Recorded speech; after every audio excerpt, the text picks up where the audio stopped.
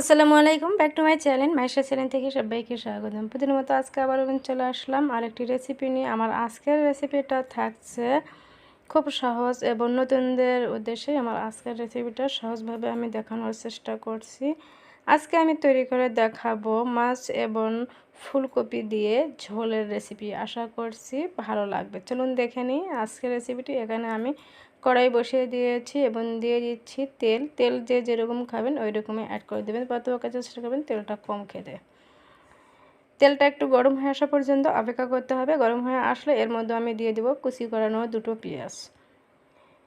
দেওয়ার পরে পেঁয়াজটা নেড়েচেড়ে ব্রাউন কালার হয়ে আসা পর্যন্ত অপেক্ষা করতে হবে। আপনারা যারা এখনও নতুন রান্না করেনি, এই প্রসেসে রান্না করে দেখবেন অনেকটা ভালো লাগবে এবং অনেক সহজভাবে আমি দেখানোর চেষ্টা করছি। দিয়ে এরকম করে নেড়েচেড়ে নিতে হবে। দেখতেই পাচ্ছেন পেস্টটা। চাইলে আপনারা এর মধ্যে এখন লবণটা অ্যাড করে দিতে পারেন, তাহলে অতি তাড়াতাড়ি সফট হয়ে আসবে। অল্প সময়ে পেস্টটা ব্রাউন কালার হয়ে আসবে। এর মধ্যে আমি দিয়ে দিলাম গোটা জিরা 1 চামচ।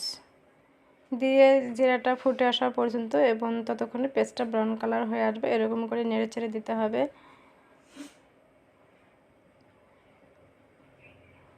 দেওয়ার পরে এখন এর মধ্যে অ্যাড করে দিতে হবে আদা রসুনের পেস্ট। আদা রসুনের যেটা কাঁচা গন্ধ আছে, আদা রসুনের পেস্টটা দিলে কাঁচা গন্ধটা থাকবে না। এই প্রসেসে অবশ্যই আপনারা বাসায় ট্রাই করবেন, ভালো লাগবে নতুনেরা।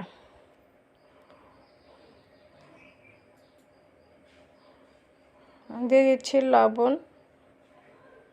স্বাদ অনুযায়ী লবণটা অ্যাড করে দিতে হবে। আপনাদের টেস্ট অনুযায়ী আপনারা লবণটা অ্যাড করে দেবেন। আদা রসুনের পেস্ট দিয়ে দিলাম 1 চামচ এবং আদার পেস্ট দিয়ে দিব 1/2 চামচ।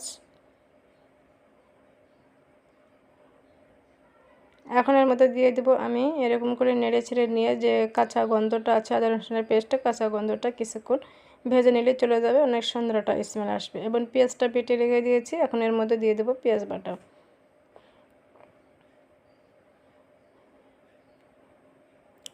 পেঁয়াজ বাটা আমি দিয়ে দিলাম 1/4 কাপের মতো হবে।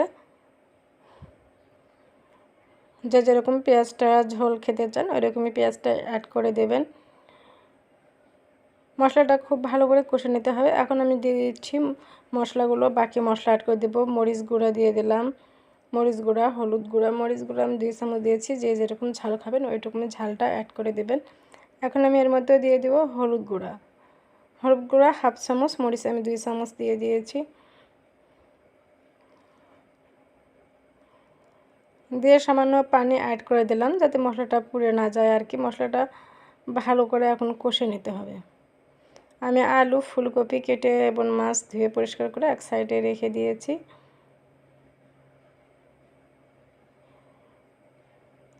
এরকম যখন তেলটা একটু উপরে ভেসে আসবে তখন আমি এর মধ্যে মাছটা ছেড়ে দিলাম।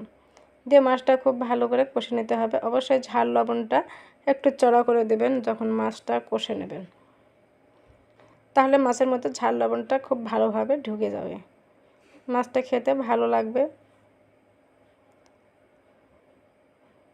এরকম এপাশ ওপাশ উল্টিয়ে পাল্টিয়ে মাছটা খুব ভালো করে হয়ে আসা পর্যন্ত কষে নিতে হবে। মশলাটাও কষে নেওয়া হয়ে যাবে, মাছটাও হয়ে যাবে। এখন আমি এর মধ্যে দিয়ে দিচ্ছি আলু। আলুটা সেদ্ধ হতে দেরি হয়, আলুটাও এর সঙ্গে সেদ্ধ হতে থাক। আমি 2টো আলু নিয়েছি এবং লম্বা করে কেটে নিয়েছি। আপনাদের পছন্দের মতো আপনারা কেটে নেবেন এবং খুব অল্প সময় এবং অল্প উপকরণ দিয়ে তৈরি করে নেওয়া যায়। মাছটা হয়ে গেছে, মাছটা এখন আমি উঠে রেখে দেবো, নাহলে মাছটা ভেঙে যাবে। এক পাশে হয়ে গেলে আরেক পাশে এরকম করে উল্টে পাল্টে দিতে হবে। লক্ষ্য রাখতে হবে যে মাছটা যাতে ভেঙে না যায়। আমি কাছ থেকে দেখিয়ে দিলাম মাছটা হয়ে গিয়েছে। একটা বাটিতে উঠিয়ে নিয়ে এখন মশলার সঙ্গে আলুটা খুব ভালো করে কষে নেব। এরকম করে আলুটা খুব ভালো করে কষে নিতে হবে, কারণ আলুটা সেদ্ধ হতে দেরি হয়। এর মধ্যে এখন আমি দিয়ে দিচ্ছি কপি। একটা কপি কেটে রেখে দিয়েছিলাম, কপিটা এখন খুব ভালো লাগছে আর কি। মাইশার ভীষণ পছন্দ ফুলকপিটা।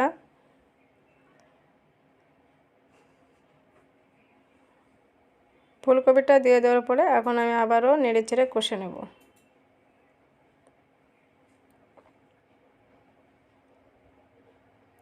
এরকম করে খুব ভালো করে কষে নিতে হবে, নেড়েচেড়ে এপাশ ওপাশ উল্টিয়ে পাল্টিয়ে নেড়েচেড়ে নিতে হবে, যাতে মশলাটা খুব ভালো করে আলু ফুলকপির মধ্যে ঢুকে যায়।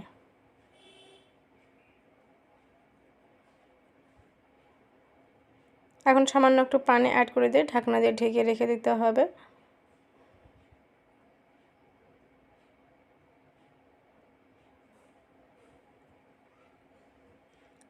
স্ক্রিনে দেখে অবশ্যই আপনারা বুঝতে পারছেন। এখন আমি সামান্য একটু পানি অ্যাড করে দিয়েছি এবং ঢাকনা দিয়ে ঢেকে দিলাম, এবং পানি যখন দিয়েছি তখন ক্যামেরাটা আমার অফ ছিল, আমি দেখাতে পারলাম না, এই জন্য আপনার সামান্য একটু পানি অ্যাড করে দেবেন। ঢাকনাটা এখন আমি উঠিয়ে নিয়েছি, এখন নেড়ে চেড়ে কষে নেব। আবারও একটু সেদ্ধ হয়ে নেওয়ার জন্য আবারও ঢেকে দিব 5 মিনিটের জন্য।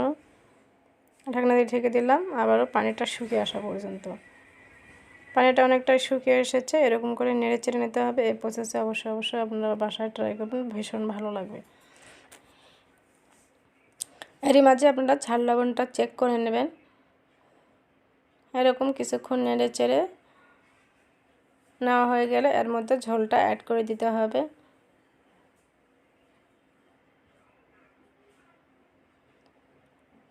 এরকম করে নেড়ে চেড়ে কষে নেব।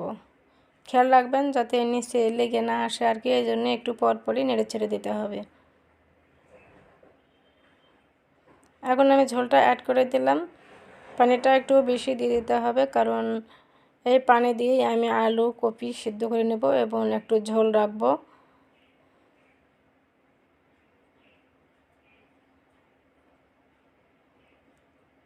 মিক্সড করে নেওয়া হয়ে গেছে। এখন এর মধ্যে দিয়ে দিচ্ছি যে মাছটা আমি কষে উঠিয়ে রাখছিলাম, ওই মাছটা এর মধ্যে দিয়ে এখন আমি কিছুক্ষণ রান্না করে নেব। কারণ অর্ধেক আলু কপিটা আমার সেদ্ধ করেই নিয়েছি আমি কষে। এই প্রসেসে রান্না করে দেখবেন, ভীষণ ভালো লাগবে। এরভাবে মাছগুলো আমি ডুবিয়ে রেখে দেব, যাতে ফুলকপিটাও সেদ্ধ হয়, মাছটাও খুব ভালোভাবে রান্না হয়। এজন্য ঢাকনা দিয়ে ঢেকে রেখে দেব হয়ে আসা পর্যন্ত। অবশ্যই মাঝে মাঝে ঢাকনাটা উঠিয়ে নেড়েচেড়ে দিতে হবে। এখন আমি দিয়ে দিচ্ছি কিছুটা ধনার পাতা, দিয়ে আবারও ঢেকে রেখে দিলাম। ঢাকনাটা এখন আমি উঠিয়ে নিয়েছি। এখন এর মধ্যে দিয়ে দেব ভাজা জিরার গুঁড়া। অবশ্যই ভাজা জিরার গুঁড়া দিতে ভুলবেন না, এতে করে টেস্টটা দ্বিগুণ বাড়িয়ে যাবে। ভাজা জিরার গুঁড়া দেওয়ার পরে এখন আমি ঢাকনা দিয়ে ঢেকে রেখে দেবো 5 মিনিটের জন্য। 5 মিনিট পরে দেখুন আমার রান্না করে নেওয়া হয়ে গেছে। এখন আমি একটা ডিশে উঠিয়ে নিয়েছি গরম গরম। আশা করছি আমার আজকের রেসিপিটা অবশ্যই ভালো লেগেছে। ভালো লাগলে অবশ্যই লাইক কমেন্ট শেয়ার করতে ভুলবেন না, এবং পাশে থাকা বেল বাটনটা বাজিয়ে দেবেন। আজকের মতো এখানেই বিদায় নিচ্ছি। আল্লাহ হাফেজ।